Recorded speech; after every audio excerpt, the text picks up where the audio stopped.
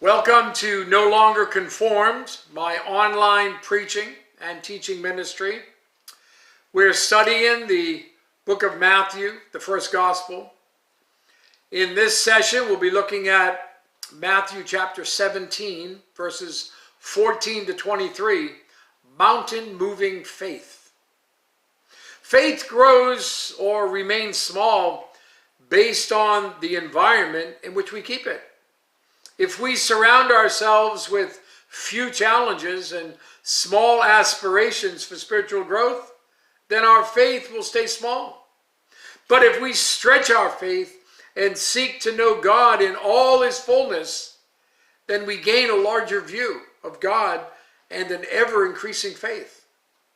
Last time we saw the Transfiguration event with Peter, James, and John.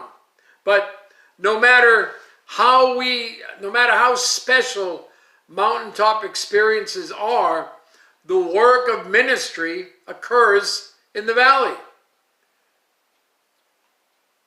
In our passage that we're looking at in this session, Matthew 17, verses 14 to 23, the first part of this narrative sets up Jesus' teaching about faith.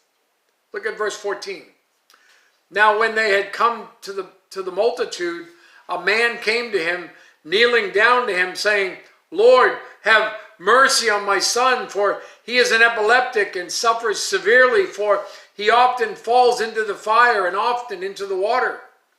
So I brought him to your disciples, but they could not cure him.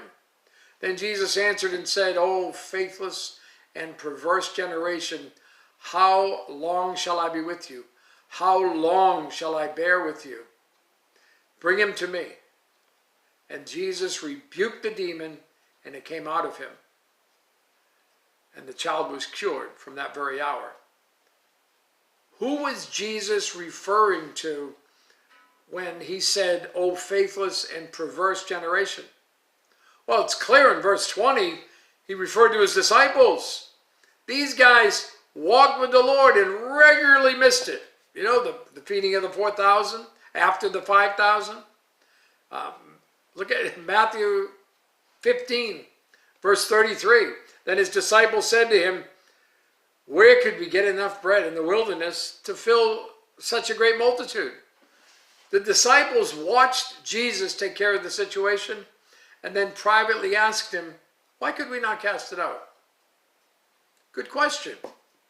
When Jesus sent the disciples out about a year earlier, he commissioned them to do these kinds of miracles. Look at Matthew chapter 10 again, verses 5 through 8. And then these 12 disciples, these 12 Jesus sent out and commanded them, saying, do not go into the way of the Gentiles and do not enter a city of the Samaritans, but go rather to the lost sheep of Israel, of the house of Israel. And as you go, preach, saying, the kingdom of heaven is at hand. Heal the sick, cleanse the lepers, the dead, cast out demons. Freely you've received, freely give. Why did they fail a year later, where they had previously succeeded? Well, Jesus' explanation for their failure was that their faith was now lacking. Look at verse 19. When the disciples came to Jesus privately, then the disciples came to Jesus privately and said, why could we not cast it out? Jesus said to them, because of your unbelief. For assuredly I say to you, if you have faith as a mustard seed, you will say to this mountain, move from here to there, and it will move. And nothing will be impossible for you. However, this kind does not go out except by prayer and fasting. The lack had nothing whatsoever to do with confidence. In fact, they were surprised and didn't understand why they couldn't cast out the demon. The problem was that they did not have mountain-moving faith anymore. Why? Well, mountain-moving faith is consistent faith. Look at the first part of verse 20. So Jesus said to them, because of your unbelief. Consistency pays off, but we often neglect it because the dividends come slower than we desire. Mountain moving faith is committed faith. Look at the second part of verse 20. Jesus said, "For assuredly I say to you, if you have faith as a mustard seed, you will say to this mountain, move from here to there, and it will move, and nothing will be impossible for you." True faith always means surrender to God's will. This cannot be emphasized too much. Mountain moving faith is also connected faith. Verse 21. However, this kind does not go out except by prayer and fasting. The disciples failed because they failed to make God, rather than their own gifts, the object of their confidence. Jesus ended the narrative with another reminder of the future plans. Verse 22.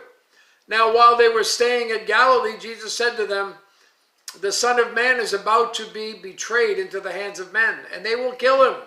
And the third day he will be raised up." And they were exceedingly sorrowful. This is the second time. It'll be fulfilled in chapter 26, verse 57, with the betrayal. The first time was in verse 16:21. The third time will be in verse 20, verse 18. Jesus kept them focused on and prepared them for the end game of God's redemption plan, the cross. But he also prophesies his resurrection. Faith is a day-by-day process in which God shows us what to do moment by moment. Mountain-moving faith is consistent and committed. You have a great day.